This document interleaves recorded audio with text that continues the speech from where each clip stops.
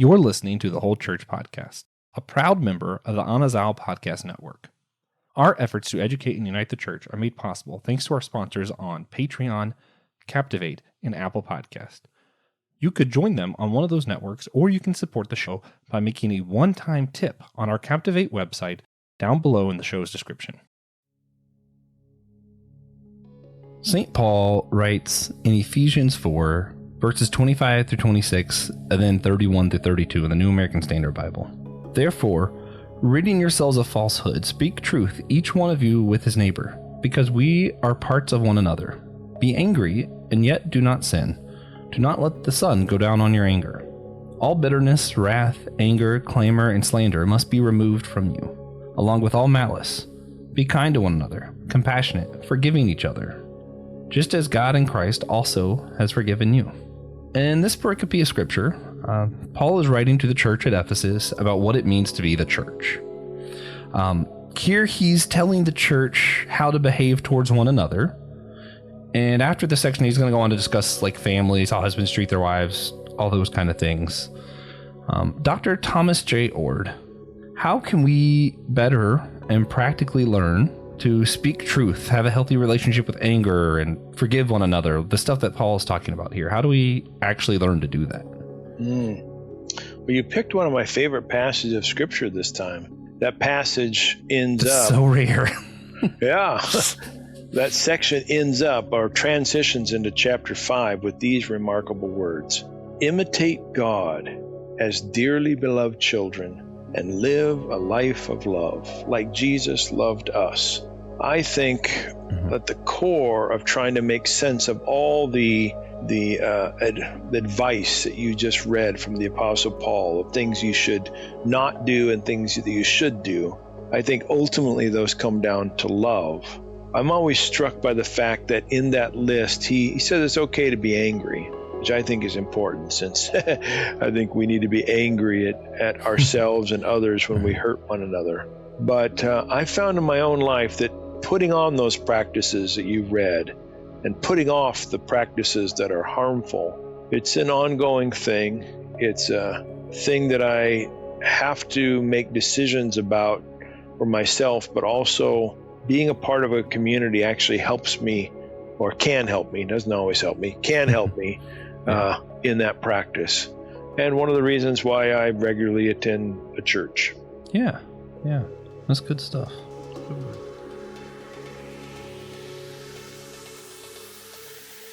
Hey everybody, welcome to the Whole Church Podcast, possibly your favorite church unity podcast. It's okay if it's not, we understand.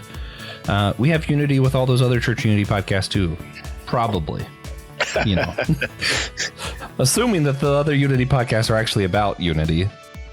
Yeah. As long as they agree with us, we're unified with them. Yeah. I love it.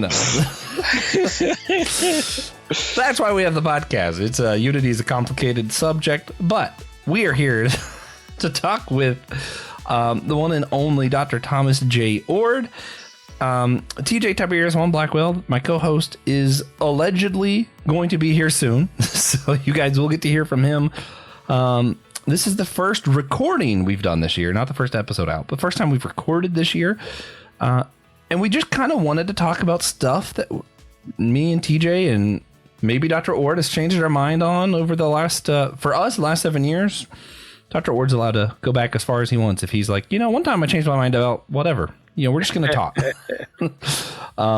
Because this has been quite a journey for TJ and myself, and where we've come on things. And Dr. Oord has been in a large part of some of the topics we have changed our mind on. So it's not going to be in a strict format as you guys might be used to listening to this show, but we got a few different categories, like what we've changed our mind on about the essence of God, humanity, sin, time, just stuff, we're going to go there.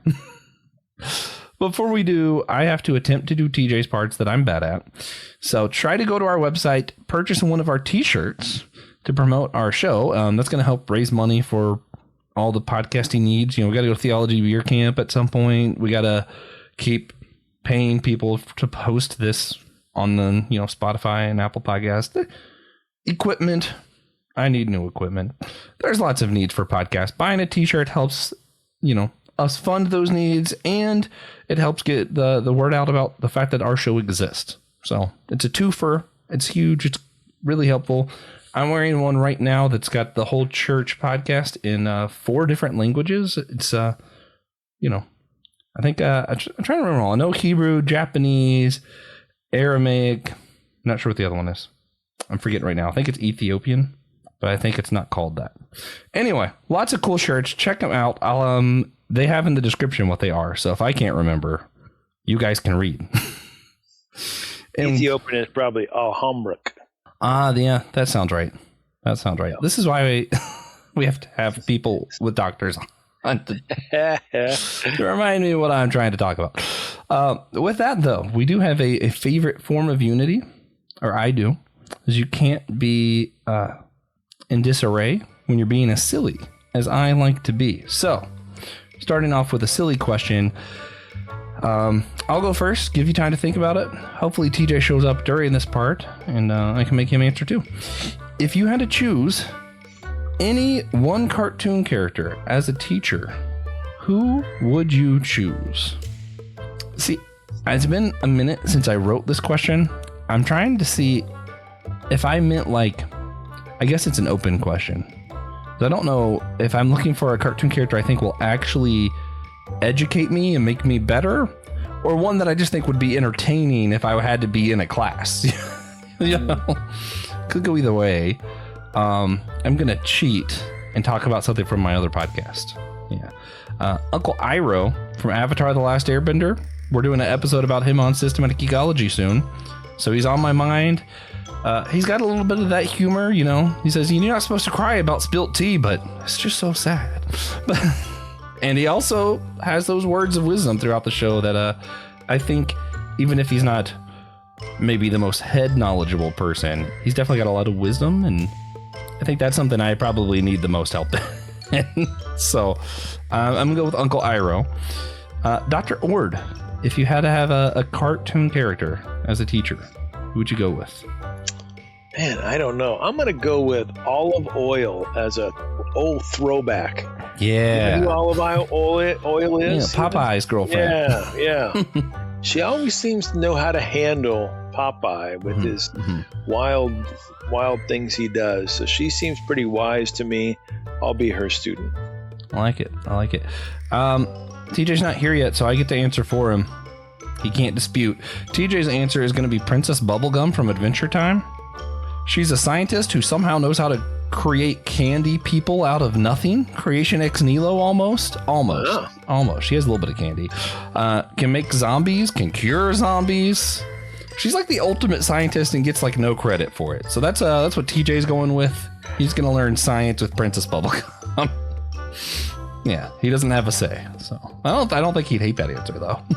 He is a fan of the show. So all right, with that silliness over, we'll start with you, Dr. Oord. You don't mind if I just say Tom, right? I prefer Tom. Yeah, that's what I thought.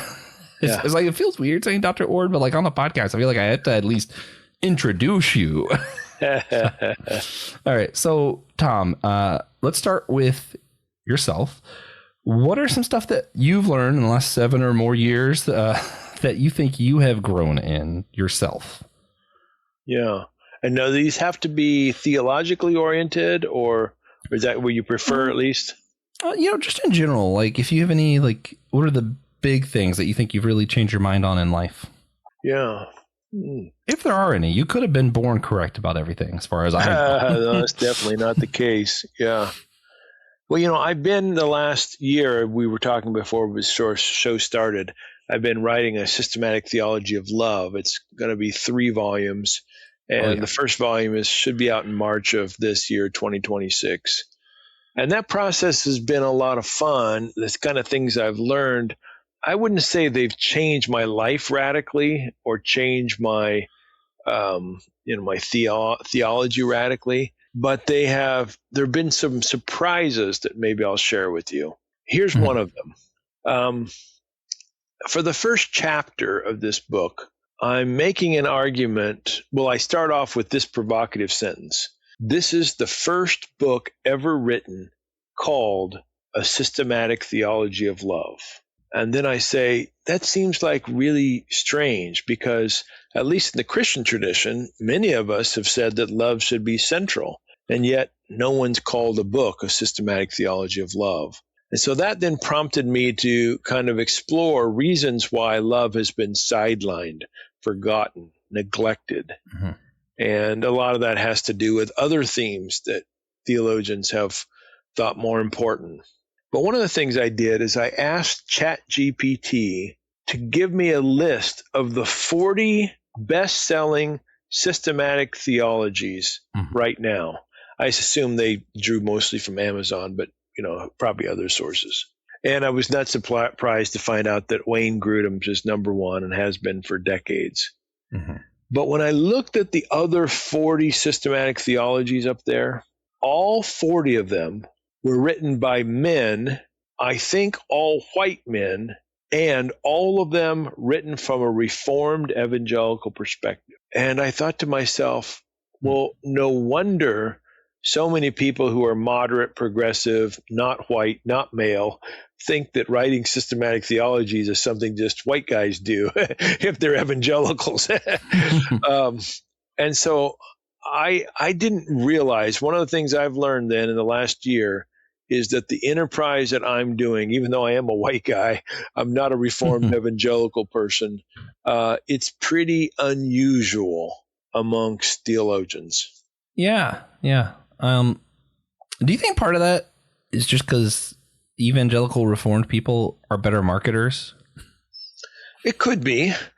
I think also the evangelical Reformed tradition has prized a particular kind of rationality that's very deductive, often analytic, and systematic theologies tend to, privilege that. I'm like a rare guy who's not an evangelical, Reformed evangelical person who also cares about rational consistency and coherency, etc. But I think part of it has to do with that emphasis. Now, what's strange is that even though the evangelical Reformed tradition emphasizes rationality, they also are quite honest about embracing outright contradictions, like the idea that God controls everything, yet we also have free will. There's a bunch of evangelicals who say that. I think it's absolute nonsense. It's contradictions on steroids, but they still embrace that view. So there's a strange thing going on there. They affirm and appeal to reason, but they're okay with setting reason aside if it contradicts a certain view of divine sovereignty that they think is super important. And if it contradicts a particular reading of the Bible they think is important. Yeah. Though that's what's it's interesting because I think a lot of that is because they start with everything in the Bible has to be completely true. Right. So then they end up having to accept contradictions even when they're trying to be analytical. Exactly right. I do want to say, so this is a church unity podcast. I do believe there are some people in Reformed circles that I would still, be okay with. I'm trying to think of the right way to say that. Then I'm like, yeah, they're good Christian people, even if I think they're wrong. Yeah, but this is not a matter of, we're not talking about people's character here. I know some very loving folks who are evangelical Reformed. I know some very unloving people who aren't. So this is not a question of character. This is a question of rational consistency and theological coherence. Yeah. And much of the evangelical Reformed tradition's theologies, I think, are inconsistent and incoherent. Yeah. I just want to throw that out before I said I do think a large part of it too, I don't know if it's marketing, but more of I think that sometimes some of those evangelical Reformed people have an easier time pushing stuff because they have the mind frame of if people don't believe the right, presuppositions or whatever, they're going to burn in hell for eternity. Right. Which is quite a motivation compared to when you lose some of that and you're like, I don't think that that's all true. I'm like, actually, I'm not even sure if I believe in hell. The motivate, I believe God is all loving, and my motivation now is I want everyone to be loved, which is a big motivation. I think sometimes fear drives people a little bit more than hope, maybe. I agree with you 100%. Yeah, 100%. Not only does it motivate systematic theologians to want to get their books out to, market and promote, but if you're told your eternal destiny hinges upon having the right sets of beliefs, you're going to be motivated to read a systematic theology that purports to have the right sets of beliefs. So it also helps gain readership. Yeah. Well, it's interesting. My wife didn't grow up in the same kind of Christian circle that I did. She wasn't as in that world as I was. So we actually had a similar conversation recently because of me and one of my family members. I'm trying to be really careful. had a pretty strong disagreement about some stuff. She was a lot less understanding than I was about how they spoke to me. And I was kind of no, it wasn't actually out of anger. It's they are afraid I'm believing the wrong things and will go to hell forever. Right. I don't like what they said or where they're coming from, but I actually still think that that's love. Just maybe misplaced ideas and stuff behind it. Yeah. I think the concern is, you don't want your family member burning forever. It's kind of reasonable. Yeah. And it's a lot more understandable when your family is, old school Southern Pentecostal. Like when they say you're going to go to hell, they don't, they're not saying they hope you go to hell. They're trying to stop you from going to hell in their mind. They legitimately think that that's what's happening. Yeah. Also, guys, this is TJ. Yeah. They'll tell you that you're going to hell because you don't believe the right things or whatever. And then also say, and God loves you perfectly. God is perfect love, which I think is, again, incoherent, inconsistent. And we ought to just be bold and just put it right out there. None of this wishy-washy, well, maybe a loving God can send people to hell forever because God's justice is a part of God's love and God gets pissed and whatever. All that kind of hem and hawing, I'm just done with that. I just think we ought to just be blunt. Now, it gets me in trouble with my family members too. So I try to say it in a way that's diplomatic, but I don't pussyfoot around like I used to. Yeah. Well, you actually are part of what changed my mind on some of this. So, good. Yeah. So that, that's a good. Tell me what changed. I don't know exactly where I was when you and I first started talking, because I've been struggling with a lot of thoughts for a long time and still am. But a lot of the mindset around some of this stuff is, well, God is love, and we don't think it's loving because we don't understand love. It's not because, that's not love to send someone to hell or whatever. It's because we don't get what love is. It's kind of the thing. Right. At some point, you had said to me that if you can imagine a God that's more loving than God, then you don't really see a reason to worship God. And that clicked to me, or I was like, yeah, that actually makes sense. If I could think of something more loving, and God is supposed to be love, something's not adding up here. Yeah. No, that's good to hear. Yeah. I think you're right that, what happens often in conversations I'm in when I'll bring up, let's say, the love and hell thing, people will say, well, in some mysterious way, it is loving that God sends people to hell. I don't understand it. It's beyond my ability to grasp. But since I'm committed to God being loving, then I have to say it. Those same people don't waffle around when it comes to God being sovereign. They don't say, in some mysterious way, God is sovereign. No. When it comes to sovereignty, they got a pretty clear notion God controls things. And so it's a matter of them being okay with mystery on the love issue, but not on the power issue. And I think you ought to try to clear up all the mysteries you can and have a theory of divine love and a theory of divine power that's coherent and not play the mystery card for either one. But most people I know in the Reformed evangelical tradition will say God's loving and powerful, but they play the mystery card when it comes to explaining that love. Interestingly, Mystery is one that I haven't changed my mind on. But you've caused me to be more careful with how I talk about mystery. I don't want mystery to be a cop-out, but I do still think there are some things that I will say are divine mystery in a way that's, I find sacred, holy, something that I get out of. Like, it's not necessarily, I'm using it as an excuse, more of a like mystery in the sense of spiritual, uplifting. It helps me. So I'll use one, because this is one I'm still struggling on, that we've disagreed about, and I am still struggling. I will disagree with myself probably in a week. So let me throw that out there too. God's relationship to time, I kind of put in mystery, because I think that I am limited to linear thinking. I can only think in linear time. Whereas my belief in God right now, subject to change, probably will change. I change a lot. I think God is in all things. I would say panentheism, not that God is all things, but he is in all things. And since we know that time is relative to experience, different people, different places, different gravities, etc., God's experience of time, if he is in all things, has to be different than mine.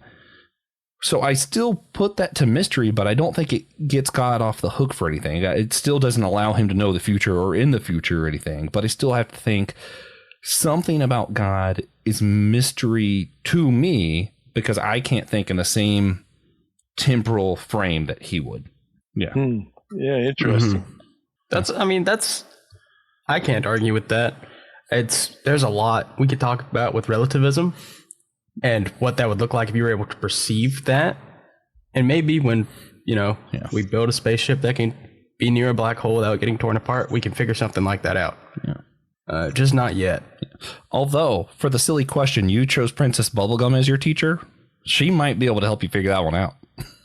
I actually chose The Brain from Pinky and the Brain, the cartoon about the rats. Fantastic. That's a good answer too. Yeah. So, Tom, you see, we were talking about stuff that you may have changed your mind on. We were talking a little bit about love, your unique kind of perspective on that.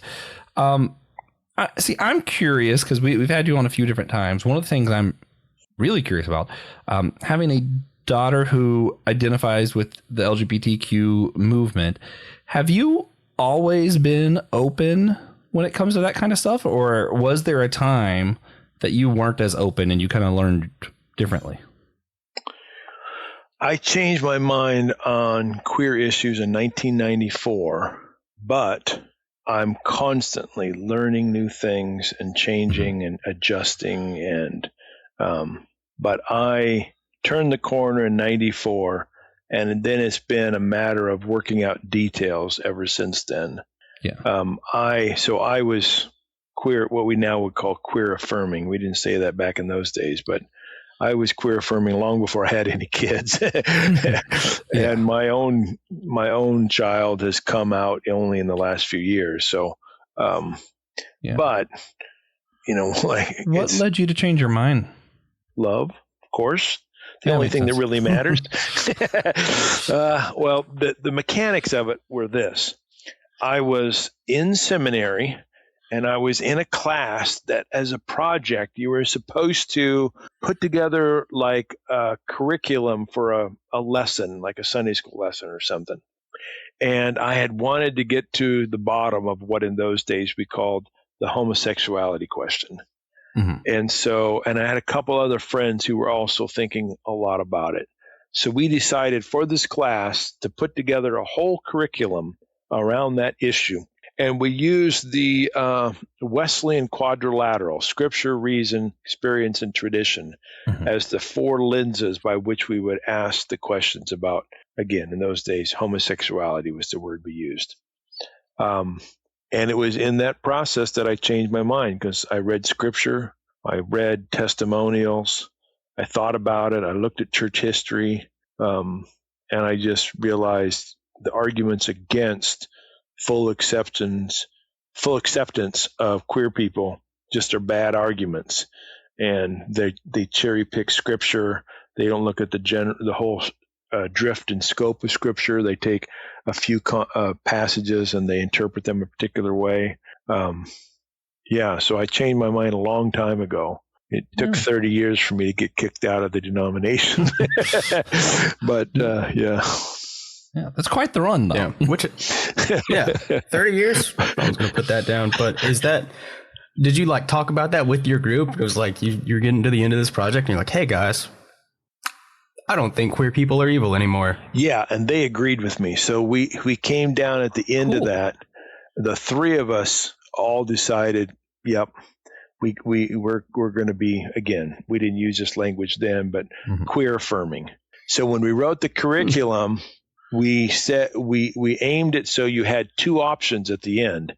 You were either going to be queer affirming like we were, or you were not going to be queer affirming, but you had to figure out some way to live a life of love in light of that. Now, I now think that that's not a very tenable position, but I know lots of people who try to do it. But that was kind of the two. We were eliminating the hater option, the Westboro Baptist option. We were eliminating that and then saying, okay, you're either going to be a queer affirming or you're going to try to be as loving as you can, but still think that there's something wrong with the activity or the lifestyle or whatever language you wanted to use. And then the question was, I had to ask myself was, do I stay in this denomination? Because at the time, there was hardly anybody talking about this issue in my denomination. And it was only sort of growing culturally. This was back in I don't know if you guys may be too young to remember this, but, this is back when Ellen DeGeneres comes out and we had, what's it called? Three Men? No. What was that show on TV? Three's Company? No, not Three's Company. What's that called? Shoot, I forgot the name of the show. Anyway, in popular culture. Is that the original Queer Eye? No, that was long before Queer Eye. You guys are gonna know just the name of the show if I can come up with it. Oh, shoot. Oh, well. I was -5 at the time. So. Okay. Yeah, that's fair. Will and Grace. Will and Grace. Yeah. Have you guys heard of that? Oh, yeah. Yeah, that was making lots of, that was in the 90s sometime. I don't remember exactly when. Yeah. Anyway, I ended up deciding I was going to stay in the denomination for 3 reasons. One, I really believed that the core theology of the Church of the Nazarene that I was a part of, which is a Wesleyan theological tradition, I really thought our core centered around the issues of love. And I thought it was the loving thing to be fully affirming. So I thought I had theology on my side.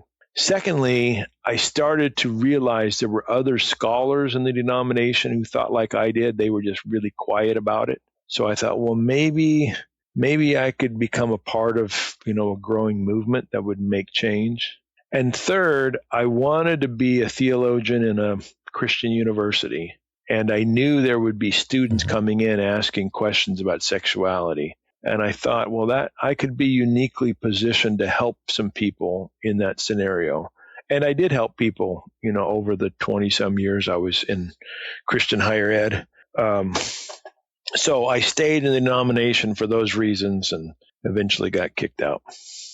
Yeah. Yeah. Which we've covered on this show. So yes, I'll try to link that below. Yeah, queer affirming stuff is something another one I changed my mind on too. Okay. But my journey was a little bit different.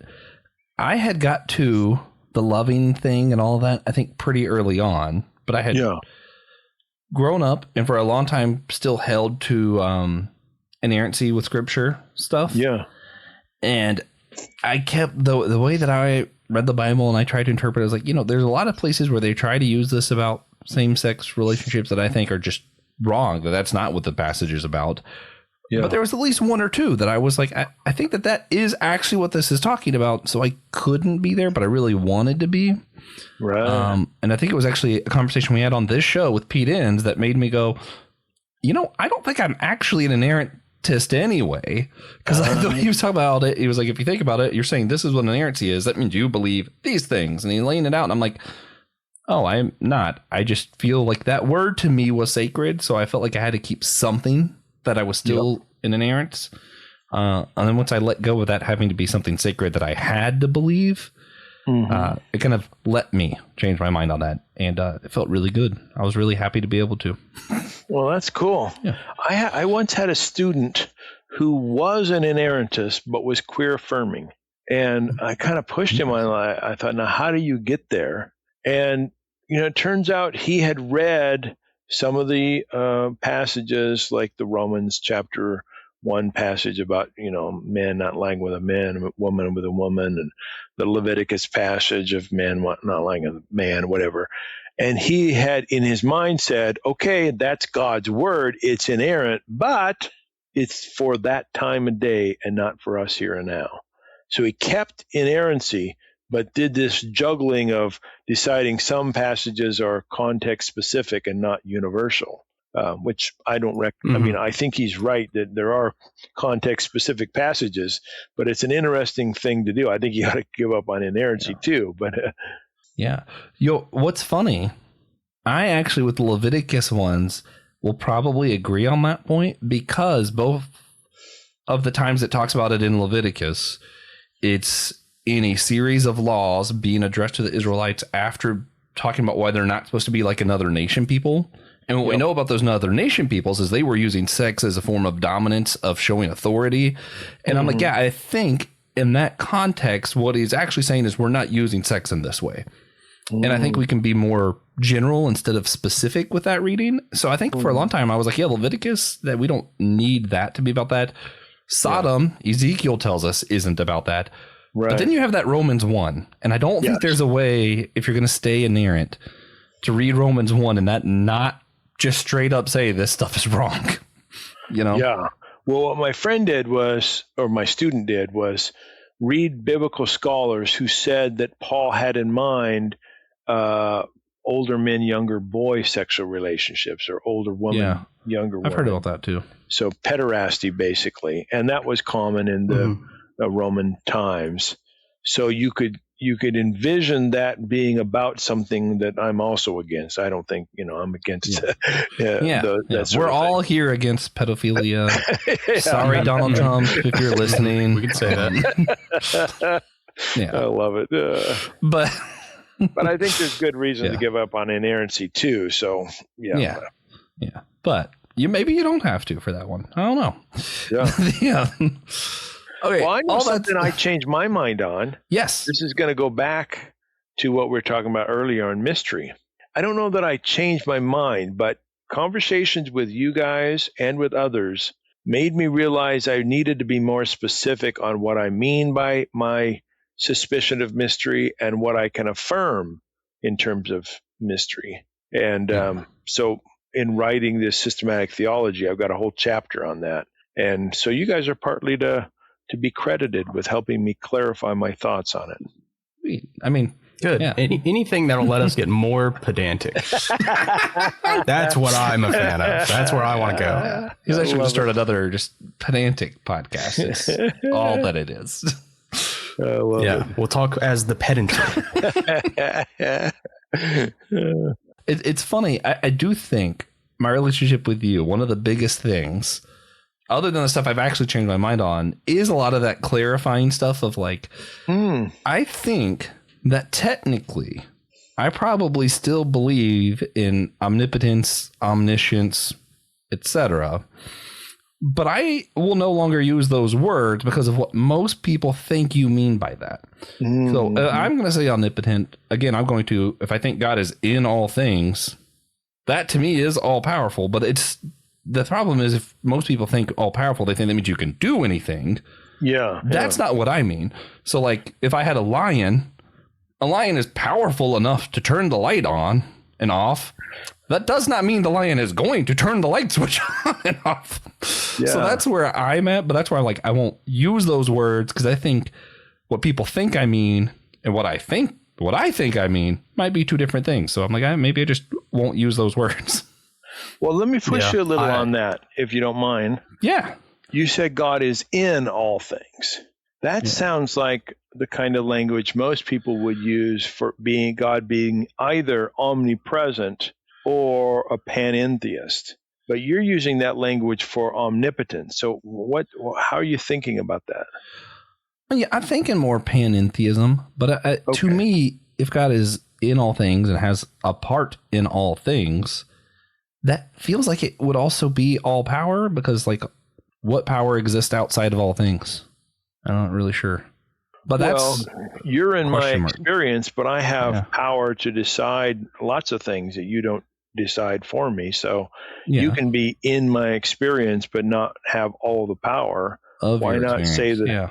Why not say the same to God? God's not only in my experience, but in everyone's experience. But that doesn't mean they've lost power or something. Yeah, being in all things is different than having control over all things. Yeah. Right. Or even having all the power. I need to keep wrestling with this one, which is another good reason not to use words like omnipotence when I'm still not quite sure where I'm at. I love it. I had a few different categories I wanted to run through to see if there's anything we changed our minds on that we want to bring up. So I'm just going to run through a couple. Let's start salvation. TJ, do you think in the last 7 years you would all have changed your mind or learned more about what salvation is? Well, 7 years ago I was 18. That's when we started this. 19. Forgot how old I was. You've done this podcast your entire adult life. Almost. Technically. Very close to my entire adult life. So at least a little bit, but by this point, I don't really remember. I'll throw out. I'm not sure when it changed. So this is more of a, like, I think just gradually how I thought about it changed. I don't know if there was like I changed my mind right here and this is why. But I think for a long time, I might not have said it explicitly, but I think I thought of salvation as we're being saved from hell because we deserve hell. And that's why it's salvation and being saved from that thing. And at some point, people showed me Greek words and I learned more things. And now I think of it more as wholeness making. And then I haven't anything to do with hell and more to do with what makes me me. How am I whole? How am I fully, in love, whatever you want to say it. But I think that wholeness making as opposed to not going to hell would be how I think I've changed my mind on that. Yeah. Yeah. I've changed my mind. Go ahead, TJ. Well, I was just going to say, at some point, I came to start thinking of hell as just being here, just earth. Was it as when good Trump as life became can president? be? I was 16. So yes. That was,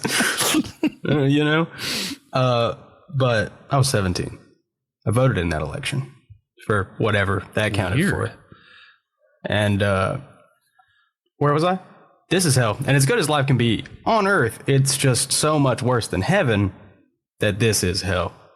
At some point, that's where I started thinking of our life on earth as, and most days, hell's not that bad.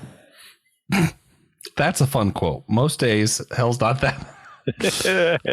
I'm still in between annihilationism of like it just being like, the chaff being burnt up, or most days I think now I'm more Christian universalist of like, I think eventually we all end up in as part of love. And now I'm not really sure what I mean by heaven either. I'm like, maybe it's just that whole divine consciousness thing that process people like to say. Maybe they're right. And I think I'm okay with it if that's all it is. But I don't know. That one I haven't changed my mind on. I'm just kind of agnostic towards, I think. I think I've gained some clarity in the last 7 years. I'm definitely not a universalist because I don't think God's omnipotent and can bring everybody salvation unilaterally. And because of that, I think we have to participate or accept or respond to or somehow make a contribution to our salvation. And not everybody may choose to do that. So I'm not a classic universalist. I'm pretty confident of that now. Now, I'm a person who thinks that God never gives up, and it could be that God's going to eventually convince everyone to cooperate. But that, as I see it, is different from universalism as Karl Barth sees it, or David Bentley Hart, or somebody like that. Mm-hmm. So are you going to name it? Name my view? Yeah. I call it the relentless love view. Mm-hmm. And the idea is that in this life, and since I happen to believe in afterlife, God always invites, God always loves. We always have the possibility to cooperate or not. When we do cooperate, we enjoy the natural positive consequences of cooperation. When we don't cooperate, there are natural negative consequences. God doesn't annihilate anybody, send anybody to hell. And I have the hope that God's relentless love will eventually win over everyone, but not the kind of guarantee that most classical universalists will propose. Mm-hmm. Yeah. Which is why, it's an important difference, but I don't think it's a huge difference. I'm more just kind of, again, depending on the day. Some days I am in that annihilationist camp still, and I'm like, there's just no way. Like Donald Trump, Hitler, there's some characters up. Stalin, yeah, I don't know. But on my good days, today I feel like a universalist. I think it is more of a like, I don't know how long it'll take, but I think that love is powerful enough that I believe at some point we'll all either be in heaven, afterlife, or divine consciousness, something of the sort. Yeah, that's my hope too. Yeah. Yeah. And yeah. And that's where TJ will be the first one to start an afterlife podcast. All right. What about God, the divine? Is there anything we've changed our minds on, TJ, about God? Yeah. Mm-hmm. Mm-hmm. Yeah. Yeah, a little. Anything you want to name or just? The list of things that haven't changed is much shorter. Yeah. Much shorter. I still don't think he was a white man when he was on Earth, or that he was tall. That hasn't changed. Yeah. I think I agree, especially with those two. In a weird way, I think the biggest thing that's changed about my views with God is the certainty. Like I just have far less certainty, and I'm a lot more comfortable. Because I think at some point I probably did have a lot of like, I'm not sure about God thing, but I'm so uncomfortable with that idea because I'm like, if I know that I know that I'm going to go to hell forever. I'm not really afraid of the hell thing, so I'm just kind of more comfortable with I don't know. Like I'm still wrestling with it because I think it's important, but. Well, I've never really claimed to know God because that's not my place. I'm a man. You're pot almighty, though. Yeah. So with the title thrust upon me, I've had to form some thoughts over the past 7 years. Been forced to. Yeah. I think for me, the thing that I have, it's not something I know with certainty, but I've now been bolder in claiming is the most plausible option, is to say that God has a material dimension.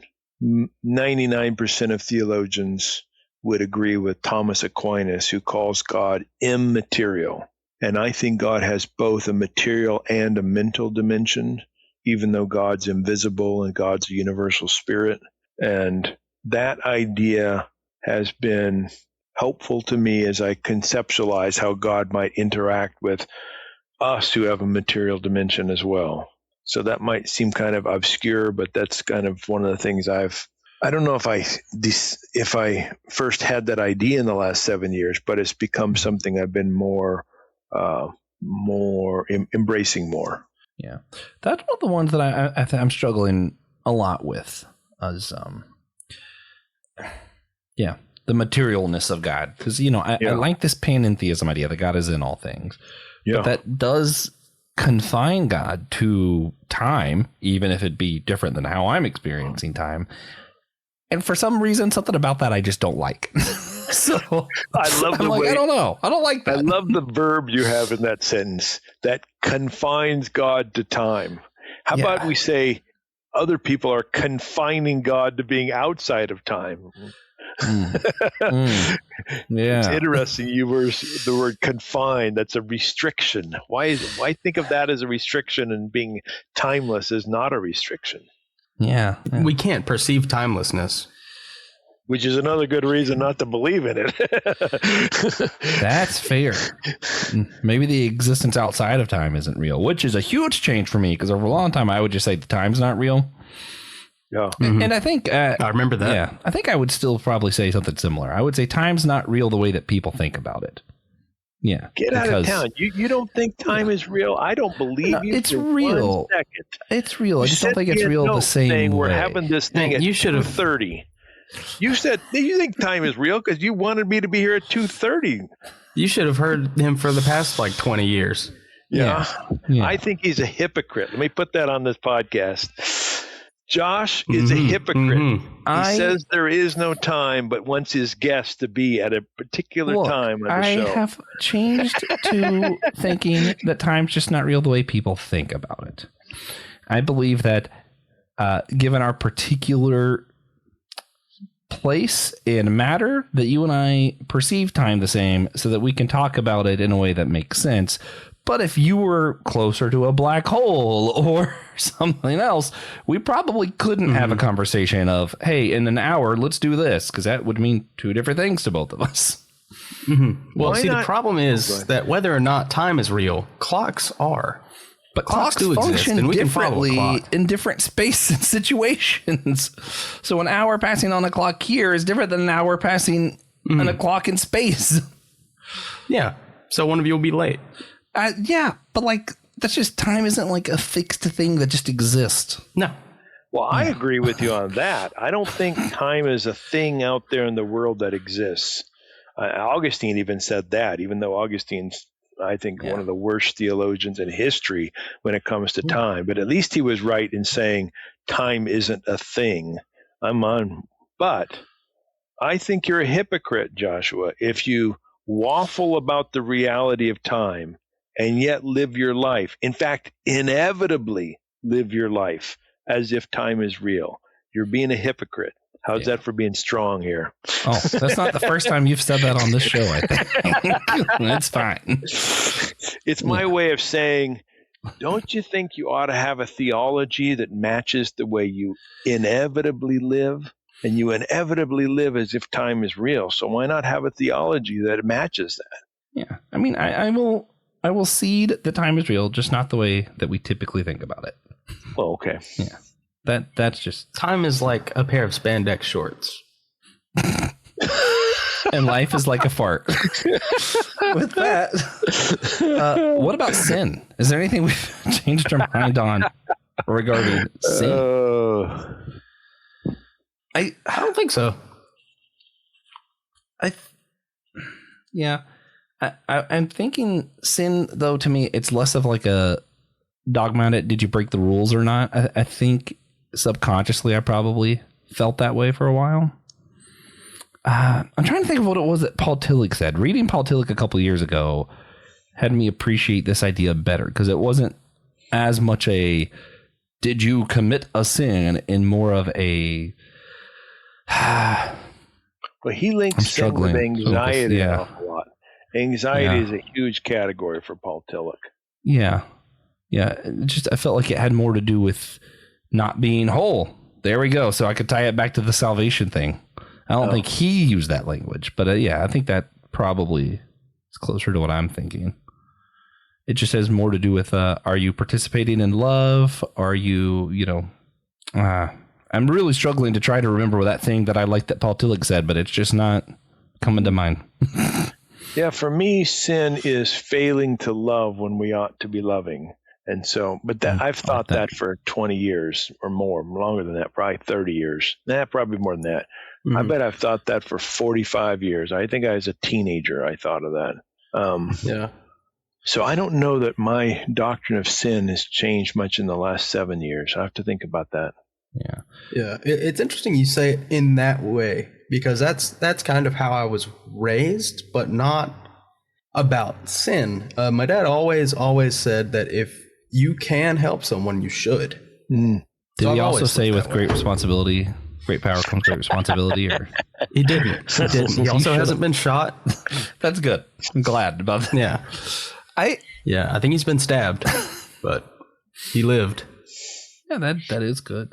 So we don't have to do the whole speech thing. It sounds like your dad maybe he didn't know about this consciously, but one of the classic ways to talk about sin in Christian theology is to talk about sins of commission and sins of omission.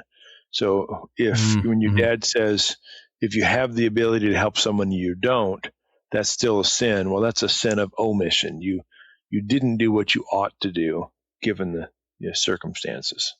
Mm-hmm. I will say, I promise he doesn't.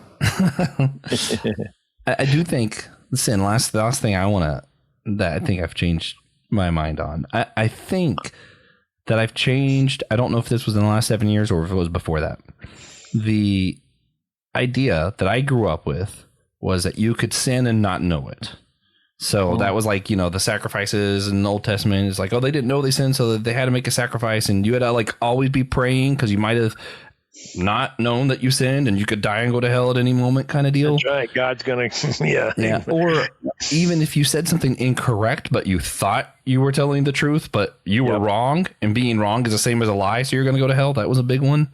Yep. I changed my mind on that, and I don't even have to do away with inerrancy with that. I think even the Bible was more talking about like you unintentionally sinned is different than sinning and not knowing it. You know what I mean? There have been plenty of times that I would look at how I have wronged maybe even TJ. I think there are some things that I was like, oh, yeah, I have a great example. He was going to come to my house for something he was helping me with, and I told him a couple days ahead of time that I was going to pay for his gas. I completely forgot.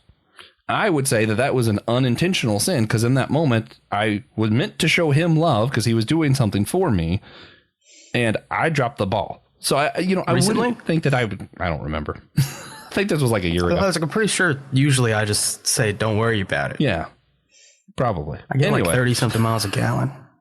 Anyway, though, the point is, like, I think that would be one that I unintentionally sinned because not because, I lied to TJ and now I'm going to go to hell, but more of it's true. I wasn't true to my word. I didn't do this kindness for someone. I kind of took advantage of him, even if I didn't mean to. I still think, Yeah, it sounds like you've shifted from a Calvinist to a Wesleyan view of sin. Calvinist would say, sin is anything that misses the mark. Whether it's intentional or not, you missed the mark, you've sinned. Whereas Wesleyans would say sins are willful transgressions of a known law of God. So it's got to be intentional. And sounds like you've made that shift. Mm-hmm. Well, that's good. I think Calvin was a dork. Nick will be proud of me. That's true. Calvin was also a hypocrite, but that's I don't like him very much. But we'll talk about that some other day. I'm going to lump the next few categories together. We've already talked about love, so that's, I think, the big one. But I have humanity, creation, and the church. I'm going to lump those together because I think they kind of go hand to hand. How we changed our mind on those things. I think I defined the church a lot more loosely. I can start with the church. I have become much more pessimistic about the church since the Trump era. I used to have a much higher view of ecclesiology, and seeing the way that the Christian right and Christian nationalism has emerged. And I was always kind of suspicious of the church. I always had there's the true Christians and then there's the fake Christians. But when so many, not only in, Pentecostals or evangelicals, but a bunch of conservative Catholics follow this Donald Trump and buy into this Christian nationalism and justify all this crap, it's really made me more pessimistic about the ability for the church as an institution to function in a prophetic, loving way. Now, I can point to all kinds of Christians who are acting in prophetic ways and are opposing whatever. But I'm just more pessimistic about the church because of the way so many have aligned themselves with Trump. Yeah, I do think that's fair. I am naively, I'm just going to call myself naive, hopeful that both the church and Republican Party, because I still like what Republicans supposed to be about, are actually going to split. And that whole MAGA Trump section, I'm thinking is going to be its own thing. And I'm hopeful because I think that's going to end up being a much larger section than the church that I love. May it be so, Joshua. But yeah. I still think I'm naive, but I'm hopeful. Mm-hmm. Yeah, I definitely used to think that the church was, where two or more are gathered in my name. Anywhere that is, you call that the church. You're as close to me as any other. I don't believe that anymore. I think the prettier your church is, the closer it is to heaven. I've been in a lot of really beautiful churches over the past 7 years. I don't know. The Greeks got to me, man. The Greeks got to me. Art is what does it. Art, architecture. Something to be said about that. Yeah, I'm not being serious, but it's easier to buy into the grandiosity, the mystery.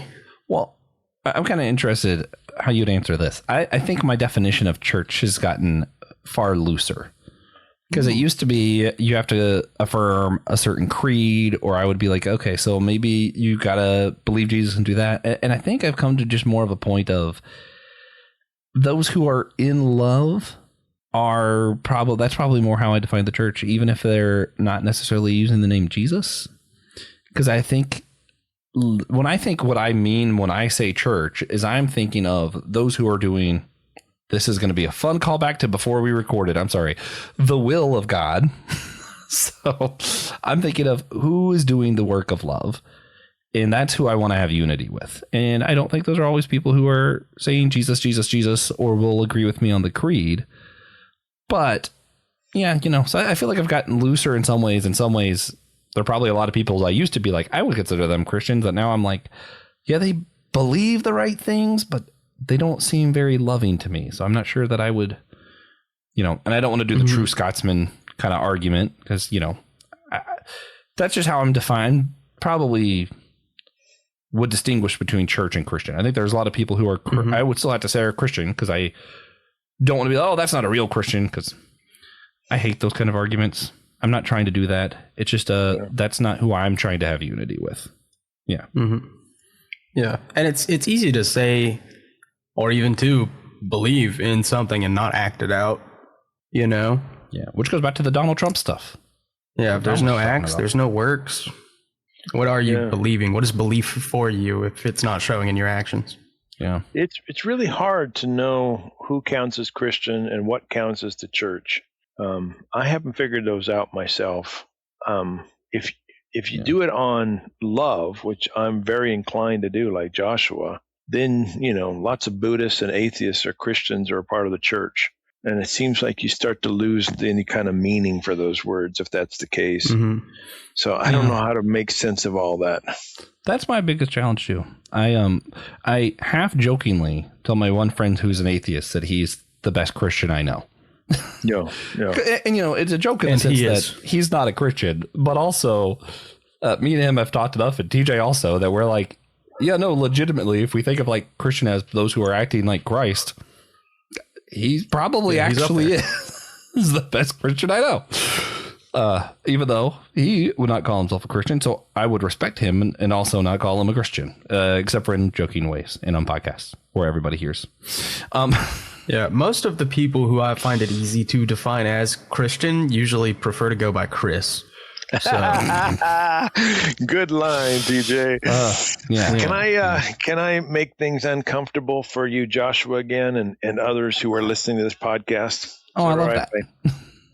I was having a conversation with a good buddy of mine at the gym this last week. He's a Mormon bishop, and we talk religion a lot. And he's a guy who came up to me 12 years ago or so, whatever it was, when Obama was running against Mitt Romney, and asked me if I was voting for Obama because I was against Mormons. And I asked him if he was voting for Romney because he was Mormon, or there was some other reason. Anyway, we were both talking about he's a strong Republican, but he doesn't like Donald Trump. And I was telling him, and I'm telling you now, Josh, and your listeners who like the traditional platforms of the Republican Party, but are not happy with Trump. I was telling him that right now in America, people fall into a bunch of different camps and categories. But the most important people politically in America are Republicans who don't support Trump. You carry the biggest burden right now. We're leaning on you because Trump is not going to be influenced and listen to lefties and liberals and AOC and Bernie buddies and, all those kinds of folks. And of course, the MAGA fans are just going to do whatever he wants, it seems. It seems like that happens over and over. It's you folks who align yourself with the Republican Party, but see the problem with Donald Trump. Right now, this is your time to shine. We need your voice desperately. We need you to, grab a pair of balls and get out there and say what needs to be said, because I think you have the most power and influence at this point in history. So I want to encourage you to use that moment. Yeah, I do try to take the chances I can to not shy away from saying that I think Donald Trump is evil. Like, I don't think people are born evil. I don't think, there's a lot, like, I try not to use the word evil. Just try not to use the word evil, but looking at his actions and what I believe about God, I'm like, yeah, this is just truly evil. And then also taking morality out of it. Nothing about this administration is Republican. And that I think is just going back to the rationale, analytical stuff that we talked about earlier with theology. On the political side, I think that's the thing that makes me the most angry is, why is it the side that's supposed to be small government is supporting the president who spent more money federally than any other president in history? Yeah, and the same people who are non-interventionists are supporting a president who's going to war with Venezuela without the Congress. I mean, you're right. Makes no sense. He does so many things that isn't part of the Republican Party. Yeah. And it's a trend that is maybe worrying, but gives me an idea. We've had two actors as president. Both were pretty bad, generally speaking, if you ask most people. So I think they were both Republican. I'm talking about Ronald Reagan. Yeah. If someone's lost. Mm-hmm.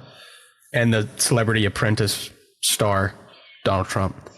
I think we need a Democratic actor president to see if it's like is something just wrong actors. with all the actors. I don't know that are the problem. Is it like an actor's problem? But I'm going to suggest something. If we just got a famous blue actor, like James Cameron.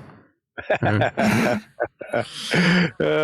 going to suggest something to you, Joshua, as a language that might help. At least it's language I use and I find helpful. I don't think Donald Trump is evil, but I think he does evil habitually. Mm-hmm. Yeah. So in other words, he is not intrinsically evil, but he has these habits of lying, of being prideful, all these, I could just go on and on. Yeah. And they become habits in his life. So he's not evil, but he does evil habitually. Yeah. I like that. He does evil habitually. I think I would probably also add supporting someone who does this much evil and enabling him to have the power to do more evil is also evil. The support. I agree evil, with you. And the people supporting him being evil. Yeah. The people who do this and justify themselves, they do so by saying the alternative is more evil than Donald Trump is. And I just think they're wrong about that. I think they're not just wrong. Most of them are self-delusional. They're trying to talk themselves into supporting the feelings they have. They're not being very objective. None of us are all truly objective, but they're not even trying to be. No, I agree. And I'm going to tie that in and TJ's orthodox comment in for the other thing that I changed my mind on before we wrap this part up, concerning humanity and creation and stuff. I have changed my mind on how people are born. I think I would have at the beginning of this podcast said people were born evil. I don't think that. I do think people are born good. I think creation is good. I don't think creation was good and then one thing sinned and now everything is in evil. I like the orthodox mindset of more the existence of sin creating these systems of sin that we are all born into that makes us have a more likelihood to participate in these sinful systems or these broken systems that aren't wholeness making systems. So I like that mindset better. And I think creation is still happening. It's the birth pains of creation continually happening and it's still good. Yeah. Good. I think that's where I'm at, which is a more positive note than all the evil of Donald Trump, probably. Yeah. So I think if we were able to maybe embrace more of the good that is part of inerrant creation and less of this hate and dividing that I don't think comes as natural for us. I think we are born in these systems and succumb to evil actions. And I think we can resist it by being more true to the good that we were created as. Yeah. Mm-hmm.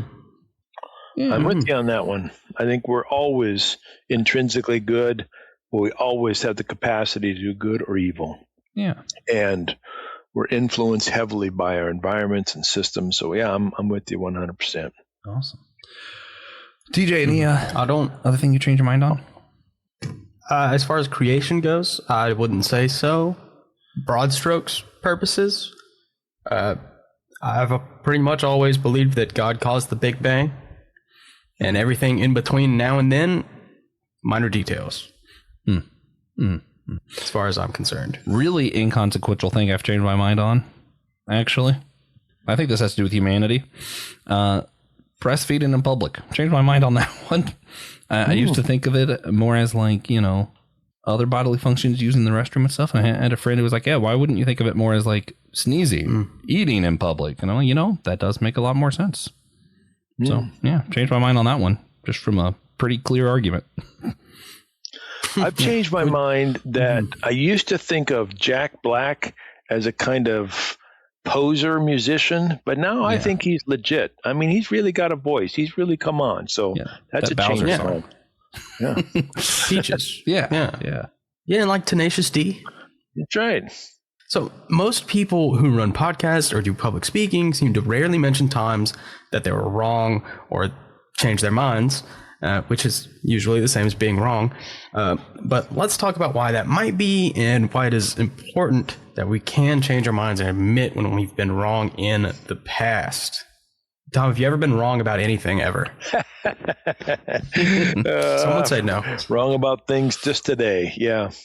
Yeah, it's hard to say that you're wrong about something if you're trying to be right and you know that there's sometimes really negative consequences about being wrong. And if you want people to look up to you and take your opinion seriously or your leadership seriously. So I can understand why I and others sometimes are reticent to admit our fallibility. But the strange thing is that once we do, we discover that most people admire that.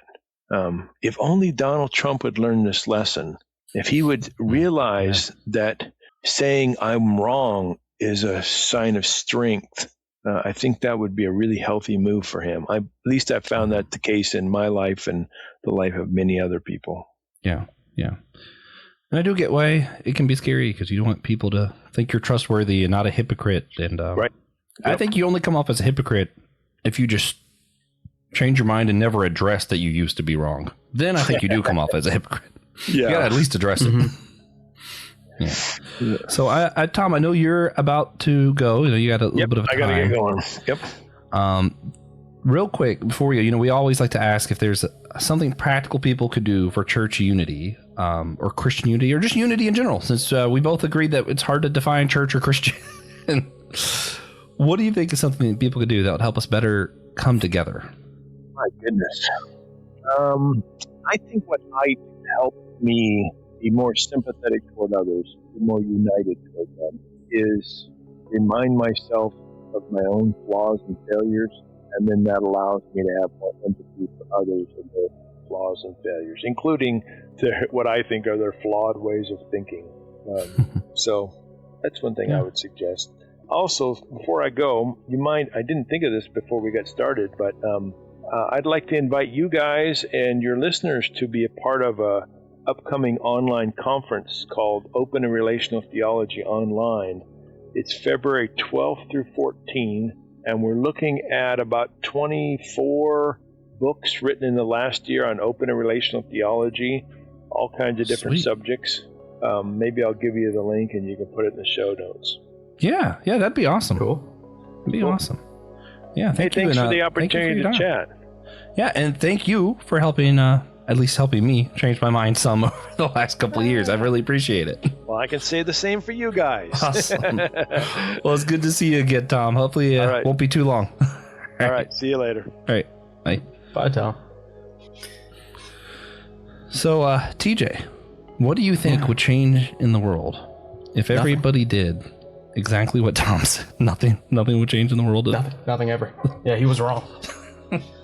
Get him back here. I'll say it. Is that your real answer right now? No.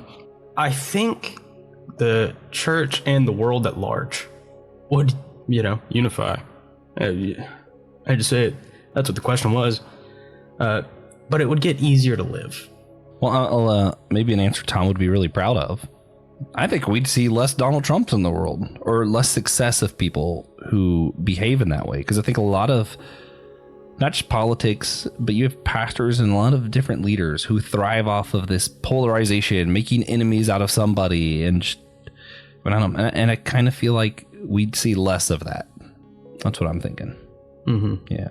And if they still wanted to be popular, they'd just find something else to do that people liked. Yeah. Other than fighting. Yeah. But before we wrap up, we like to do this thing we call the God moment. Where we ask everyone to share what God's been up to in their life recently, whether that be a blessing or a challenge or a moment of worship, whatever it may be. And I always make you go first, Josh. So, Josh, do you have a God moment for us? Oh, man. Yeah, but I'm trying to think of which one I want to go with. That can be a challenge. Mm-hmm. The God moment might even be a challenge. Mm-hmm. The pile grows. You know what? I am going to say, so in the podcast we just recorded, and then also last week when I was talking to Josh Patterson about a comic book written by Jason Aaron that I can't say the name of without making this an explicit episode, so I'm not going to. I think I've really been coming up against how much I don't have a good grasp on my own thoughts around the will of God and what it means for God to be in all things. So I'm challenged to struggle with that a little bit more. I think a little deeper on that, see if I can come to terms with that better. Mm-hmm. Yeah. All right. That's good. Rough way to start off a year, man. For me, I have twofold. Yesterday, as I was leaving work, I stopped to go to the bathroom. When I was washing my hands, I looked at the mirror and realized my pupils were different sizes. Now, usually, this means you've suffered some severe head trauma, or possibly an aneurysm, or a stroke, or some kind of malignant brain injury. I feel fine, so I'm going to put that one up to God. Thanks. But also, I have not recorded since Christmas. At least not this show. That's weird, actually. Yeah, so I'm going to talk about Christmas. Merry Christmas, everyone listening to this super late. I love Christmas. I love spending time with my family. Mm-hmm. And my favorite part about Christmas this past year, at least, was not the presents. It never is the presents. It's his presents. Amen. And I can't just believe giving out that. presents is pretty funny. But giving presents, it's been more fun for me for quite a while. But my favorite part of this past Christmas was we're like 2 weeks out, and my dad texts me and he's like, "Hey man, we need to do some Christmas shopping so we can get it done." And I'm like, "All right, sure." I had one day off that week, and he was like, "Okay, cool, Saturday, we'll do it Saturday." And might as well start early to beat the crowd. It's like, okay, cool. So I'm already waking up at 7 a.m. on my one day off that week. Rough. And then he's like, we might as well get breakfast because one of his favorite restaurants is over there in that area where we're going to go shopping. And he was like, oh, okay. So Naturally. I'm waking up at 6 on my day off to go get breakfast at 6:30 and then go Christmas shopping. So we do all this. All of it. We go to a flea market to shop because we live in South Carolina. Who doesn't like a good flea for Christmas? Who doesn't? They're trained these days. Did you know that? I've heard of it. They have circuses. Oh, yeah. It was in A Bug's Life. Yeah. Yeah, and Coraline. Oh, yeah. But we go to the Barnyard Flea Market. We shop for a couple of hours. He doesn't buy anything. I'm like, okay, whatever. We go to Barnes & Noble, Walmart. We had been shopping for about 5.5 hours. And we're leaving Walmart. I haven't My done last that stop. since like high school. Yeah. That's awful. It's fun. It's a lot more fun to shop in person. No. Yeah, it is. But we're walking up to the counter, And he still has not bought a single thing. Not one.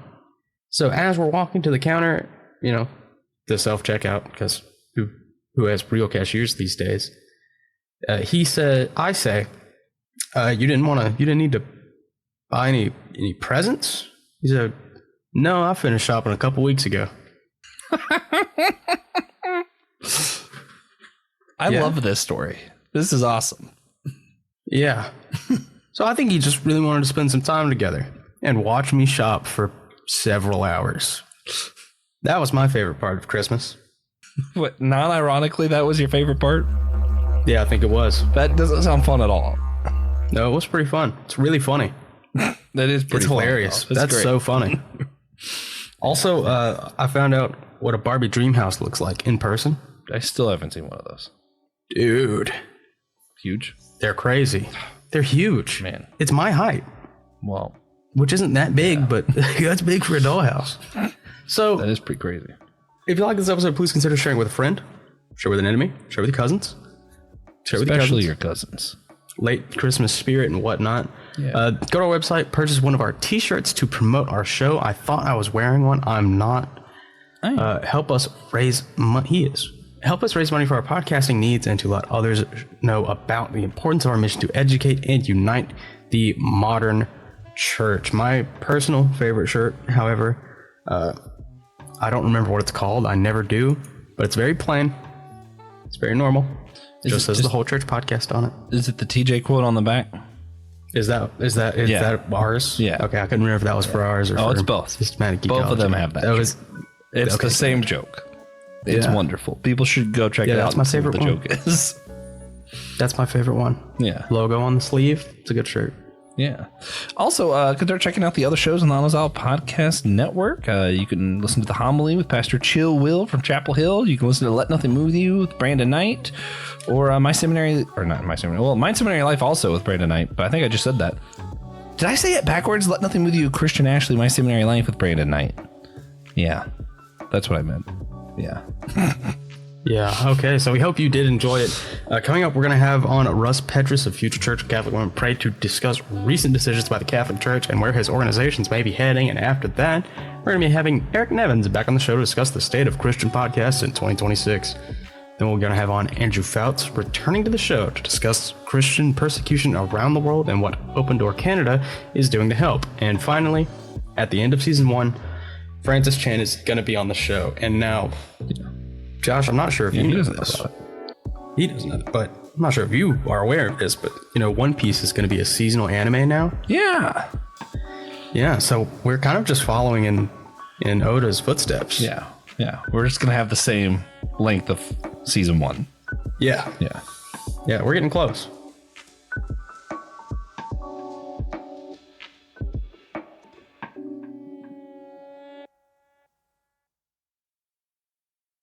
Thank you for listening to the Whole Church Podcast.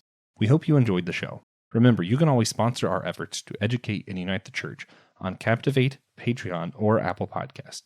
If you're not into the subscription thing, again, you can leave a one-time tip on our Captivate website down below in the description notes.